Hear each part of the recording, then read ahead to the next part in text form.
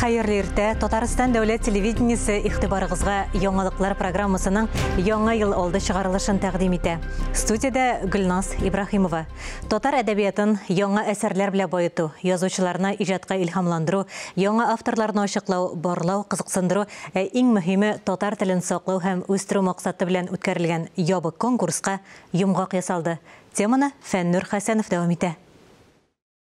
Татар телендә әдәби әсәрләргә ябык конкурс нәтиҗәләре ачыкланды. Конкурс 9 номинациядә үткәрелде. Быел исә 1641 эш килде. Уның 20 роман. Ул тау эшләр, ләкин без инде бик сөйнәбез, чөнки шундый саннан битен сыйфатка күчү бара. Һәм жюри әгъзалары бер тавыштан әйттеләр бүген, алга таба үсеш бар. Сыйфат ягына караганда моны бик сөендерә. Конкурста катнашу өчен татар телендә язылган 1000 кадәр масса күләм мәгълүмат чараларында төрле җыентыкларда басылмаган әсәрләр генә кабул ителде. Бер автордан килгән әсәрләр саны шикләнми. Конкурста катнашучыларның исемнәре билгеле булмый. Әсәр псевдоним, тәхәллүс белән имзалана. Малтинов Фирдус Салихович. Birinci урын. Birinci урын. Повесть номинациясы. Bu бәхәссез бу. Конвертларны ачкан вакытта авторлар минем өчен яңалык булды. Чөнки мин ул авторларны башкачарак кешеләр дип күз алдына китереп укыган идем. Аның шулай булуы кызыкта. Чөнки безнең прозада без танымый торган, хәтта гел әдәби әсәр укып утырып та танымый торган авторлар бар дигән сүз. Һәм әлеге авторлар татар әдәбиятына матур әсәрләр бирергә сәләтле дигән сүз. Бик зур бәхәсләр булды. Ләкин без бөтенесен бал чыгарып, балларны математик юл белән кушып билгеләдек. Балалар өчен әйбәт әсәрләр бар. Һәм мин үзем укыганнан соң минем кызыма иштәлеген сөйләп чыгып, кызымда тикшереп чыктым. Чөнки яшь кешегә ул кызыкмы, юкмы? Һәм ул бәяләде, ул чыннан да яхшы, начар дип әйтеп, һәм менә аның фикерен барыбер монда күздә тотылды. То есть балалар аудиториясе белән тикшерелгән әйберләр дип әйтергә телим. Бик күп әсәрләр укыгач безнең бүгенге шигъриятның торышында күз алына. Аллага шөкер, элек-электән шагыйрьләр татар әдәбиятын әйдәп барганнар, һәм ул бүген көндә дә шулай. Шигърият югары дәрәҗәдә үзенең эшчәнлеген алып бара. Һәм шигъри әсәрләрне укыганда безнең телебез турында да кайбер уй фикерләр туа. Шуннан да безнең әдәби телебез үсештә.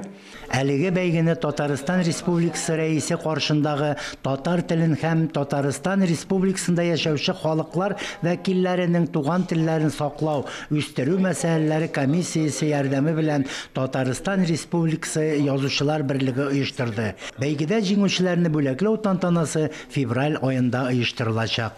Фәннур Хәсәнов, Ирек Хәмидуллин, Татарстан яңалыклары.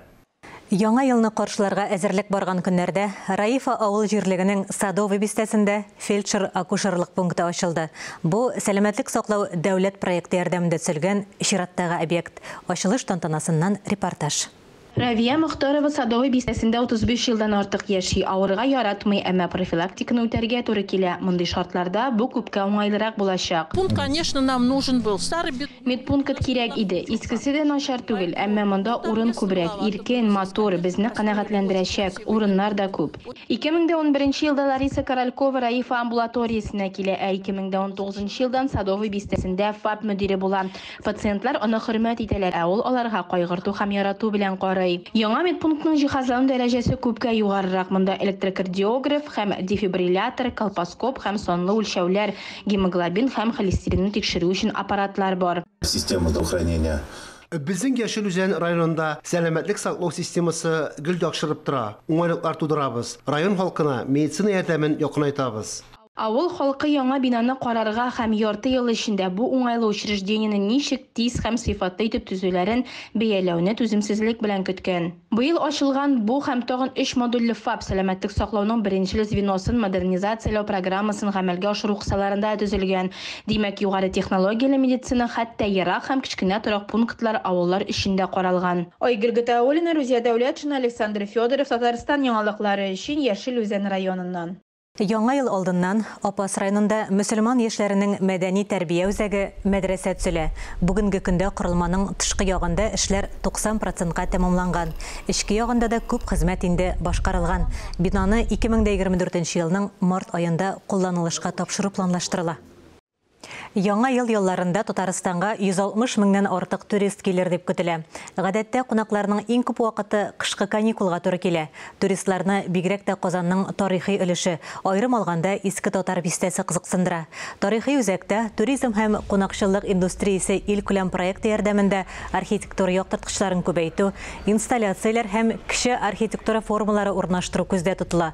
Гомумән, кунакларны һәм шәһәр халкын зур бәйрәм программасы көтә.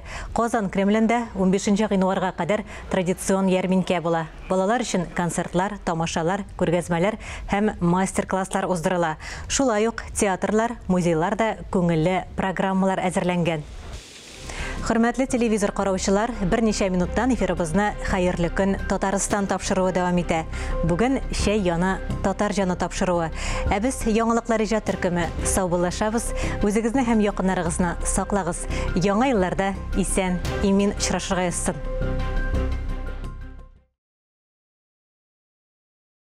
Әссәләму алейкум ва рахматуллахи ва баракатуху, хөрмәтле дин кардәшләр. Татарстан дәүләт телерадиокомпаниясе 2023 елның 1 мартыннан 1 октябренә кадәр вәгазь телевизион ачык конкурсын игълан иткән иде.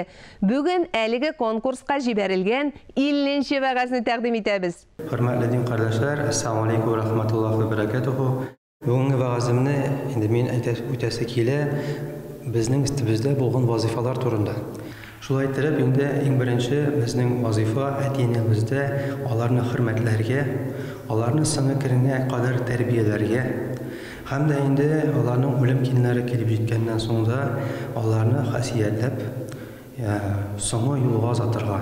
Кызганычка каршы, бу гамәл халыктан китеп бара, аны халык оныта.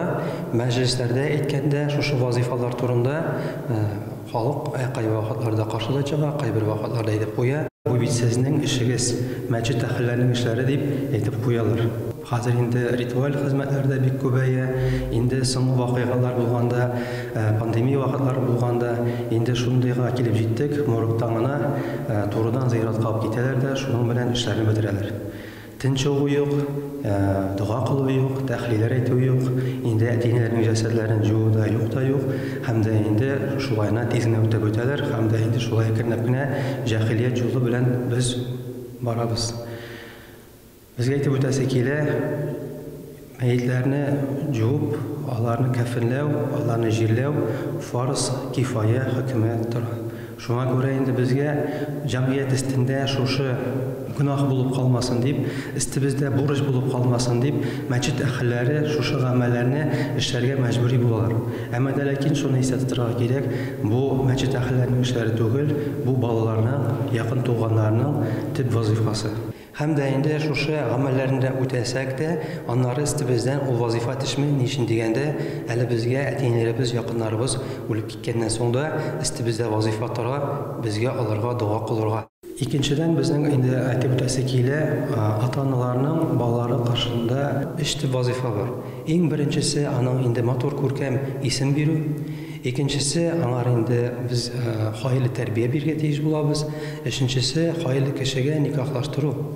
Һәм дә инде әйтәсе килә, беренчесен без хәзер инде әлхәмдүлилләһ шөкер, безнең мәгълүмат бик күп, интернет челтәрләрендә мәгълүмат бик күп. Без анда китаплар ачып, интернетлар челтәрләрен ачып, матур күркәм мәгънәле исем кушарга әллә нәрсә авырлык түгел. Инде никах мәсьәләсе буенча безнең балаларыбыз булачак кинләр белән, кияүләр белән таныштырганда, анда да без үзебезнең сүзебезне әйтәбез дә, калганнары эстләрендә кала. Шуның белән без шушы вазифаны үтибез.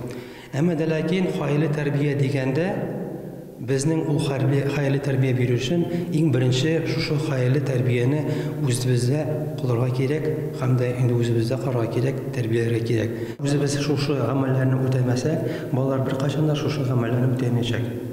Шулай итеп, нәрсә әйтәсе килә җәмәгать, без кайсы төшенчәгә карамасак та, без үзебезнең вазифаларыбызны, әтиәннәр каршындагы булган вазифаларны карасак та, балаларыбыз Раббыз каршында булган вазифаларыбызны карасак та, безгә барыбызга да хайлы гыйлемләр, гыйлем тупларга кирәк.